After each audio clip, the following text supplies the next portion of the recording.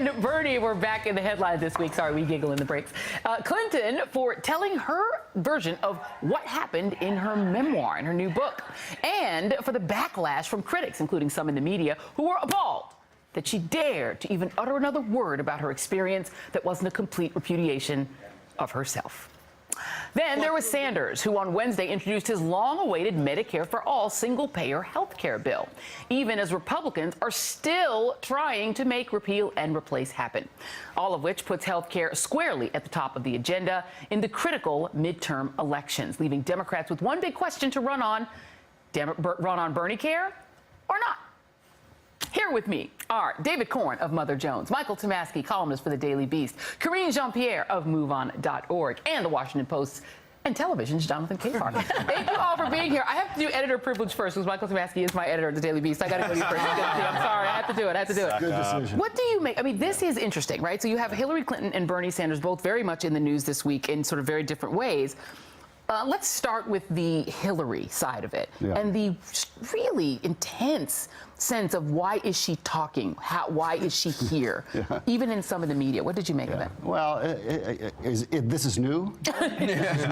I think I remember this starting in 1991. Yeah. You know, whenever she does something, the major take in the mainstream press is, no, she's doing it wrong. She's doing it wrong. Now, sometimes, over the course of these last 25 years, she has done it wrong. Yeah, sure. There's no question about it.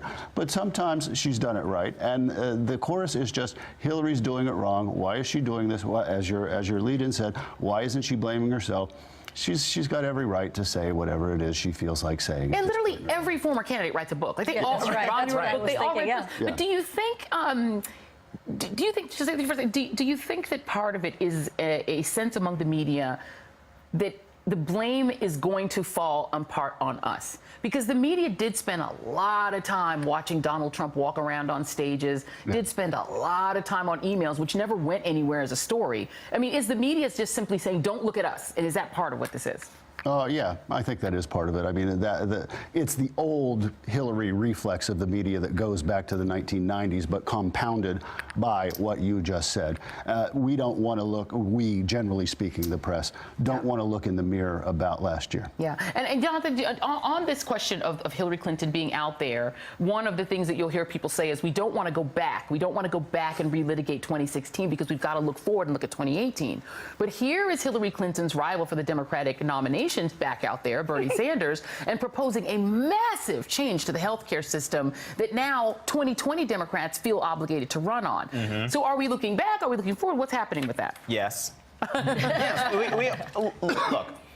We have to look backwards. We have to read Hillary's book and get from her perspective what happened. We have to look at what Senator Sanders wants to do with Medicare for All, this bill that now all these people have signed on to. If anything, the conditions to debate Bernie's bill now are optimal compared to what they were even last year because of what Trump tried to do with Obamacare and trying to repeal it. People are now eager, hey, let's have this discussion. But, you know, look, Bernie Sanders is going to be a part of the conversation about what the Democratic Party is going to do in 18 and 20. I wish he would join the Democratic Party so that he could actually, you know, to my mind, have some standing to talk about how to rearrange the furniture in our house. But that's a whole other discussion. Yeah. But I do think don't go on your Twitter mentions for the next 24 hours. Oh, I'm ready. Stay off Twitter. But I mean, all that being said, the Democratic Party has to have this discussion about who it is, what it wants to be, and how they're going to deliver for the American people in a way that resonates and blunts whatever it is the president is trying to do. I mean, again, we're only half a year into this. These conversations, though, never happen. Yeah, after the Romney lost, the RNC had an autopsy. We got to reach out. We got to reach out to Latinos. We got to be more considerate. What happened to that? Towards women. What happened to that? The guy who was in charge. The guy who was in charge of that ended up working for the guy who had grabbed women and bragged about it, and who had insulted every Latino he could find. So unfortunately, our system is really dominated by the presidential race. Yeah. And what happens is every 4 years, the party decides what it's going to be by who they select as the nominee. Now, in between, you can have great policy debates about what to do about the budget, about health care, of course, about foreign affairs. The Democrats have often argued internally about on all threes matters, and so have the Republicans. So I think it's great to have a policy debate now about what to do about health care, as you just mentioned, that may have absolutely no reflection on what happens in the 2020 race, or even 2018. And, you know, Bernie is great to bring this up, and Hillary is great, too, to talk about, okay, what do we do? What would be a better strategy to win next time? They overlap, but they're not the same conversation. But I have to go to my activist here, moveon.org. Is that true? Because having a policy debate that's on something that isn't going to pass right now, Republicans control both houses of Congress. Right. When number one, you've got activists back-burning the phones trying to stop this new bill that is going to that wants to repeal the Affordable Care Act, and when you've got how many Democrats up for re-election in states that Trump won? 1, 2, 3, 4, 5, 6, 7. We have to. Democrats still have to defend seats, right? Right.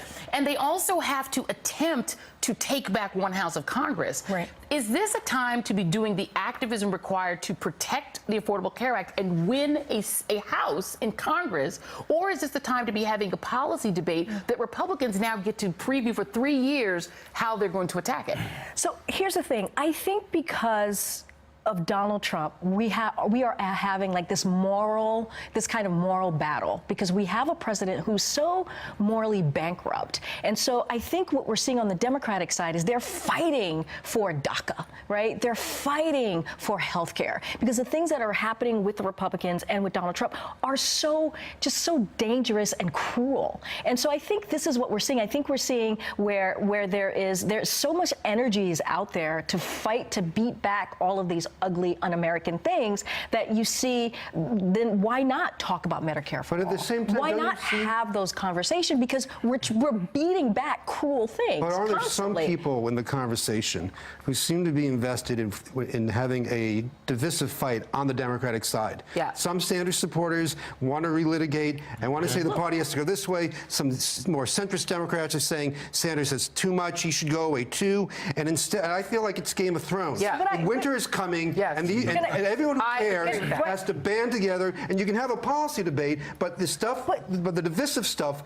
really has to be put to the side. I agree. The divisive stuff has to be put to the side, but I would say that it is not the majority of the party, because you do have people who are. If you go to Des Moines, Iowa, if you go to Detroit, Michigan, they're not talking about the battle. What they want to hear is, Democrats, what are you going to do? The party, what are you going to do for me? What are the issues? How are you going to change my life? And I think that is what voters really actually care about. I agree with that, but Michael, I have to ask you this question, because here's the challenge, and I guess this is the anxiety. Maybe just being a liberal makes you have always constant anxiety. It's part of life, right? Because you care. Because you care. It's West Indian thing too, just right? constant anxiety. That's the moral It's part of issue it. here. But the question is, Democrats do still have a divide, right? There are still sort of two parties. There's the Bernie party and the Hillary party. They're really not merged together.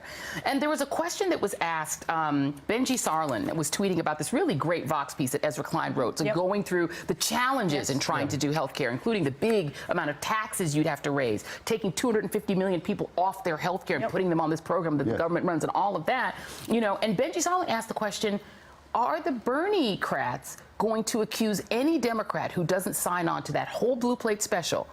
Are they going to accuse them of being establishment and walk away from them the way that a percentage of Sanders supporters walked away from Hillary Clinton? Is there a risk that in 2018 you have a faction of Democrats who are so purist that if you don't sign on to that Bernie bill, you're done, and they will literally threaten the re-election of Democrats and threaten Democrats' ability to take over a House of Congress? Yes, there's no question that that's a risk.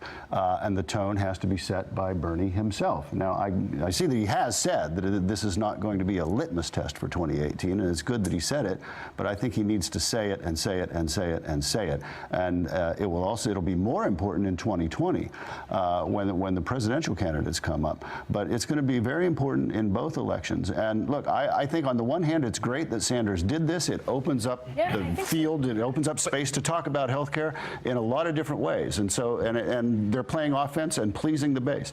On the other hand, what happens when the Congressional Budget Office scores this and the taxes are like through the roof? Then what happens? Very quickly, quickly, Jonathan, very quickly. Real fast. It's not enough for Senator Sanders to say this isn't a litmus test over and over again. He has to condemn the people who attack. Yeah. And that's something he has shown no willingness to do. Yeah. Well, David, Michael, and Karina will be back. Jonathan Capehart, my friend, in your natty bow tie, always looking so sharp. Thank you very much. Thanks. Appreciate you being here. And in our next hour, Alex Witt brings you the latest from a pro-Confederate rally in Richmond this morning. Charming. There's more AM Joy after the break. Hey there, I'm Chris Hayes from MSNBC. Thanks for watching MSNBC on YouTube. If you want to keep up to date with the videos we're putting out, you can click subscribe just below me or click over on this list to see lots of other great videos.